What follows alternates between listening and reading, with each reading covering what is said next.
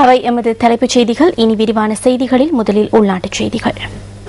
கொழும்பை சூழ உள்ள சில பகுதிகளில் ஸ்தம்பிதம் அடைந்துள்ள நீர் விநியோகத்தை வளமிக்கு கொண்டு வருவதற்கான நடவடிக்கை தொடர்ந்து முன்னெடுக்கப்பட்டு வருவதாக தேசிய நீர்வளங்கள் வடிகால் அமைப்பு சபை தெரிவித்துள்ளது. தெய்வலை நீர் சுத்திகரிப்பு நிலையத்திற்கு நீரை விநியோகிக்கும் குழாயொன்று உடைப்படுத்தமையினால் நேற்று மாலை முதல் சில பகுதிகளுக்கான நீர் விநியோகம் தடைப்பட்டுள்ளது. இதற்கமைய விளவத்தை, தெஹிவலை, கல்கிசை, ரத்மலானை, மொரட்டுவை ஆகிய பிரதேசங்களில் அநேகமான இடங்களுக்கான நீர் விநியோகம் தொடர்ந்தும் ஸ்தம்பிதமடைந்துள்ளதாக தேசிய நீர்வளங்கள் வடிகால் அமைப்பு சபை அறிவித்துள்ளது. அம்பத்தலை பகுதியில் குறித்த நீர் குழாய் உடைப்படுத்துள்ளதாக அம்பத்தலை நீர் சுத்திகரிப்பு நிலையத்தின் நடவடிக்கை முகாமையாளர் பியால் ராஜபக்ச கூறியுள்ளார்.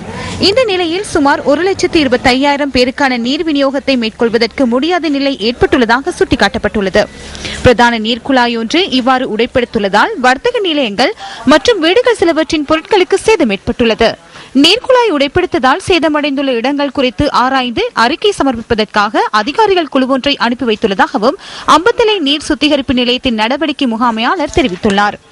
பாதிக்கப்பட்ட வீடுகளில் வசிப்பவர்கள் தமக்கு ஏற்பட்டுள்ள இழப்புகள் தொடர்பில் எழுத்து மூலம் அறிக்கை சமர்ப்பிக்க வேண்டும் எனவும் அவர் வேண்டுகோள் விடுத்துள்ளார்.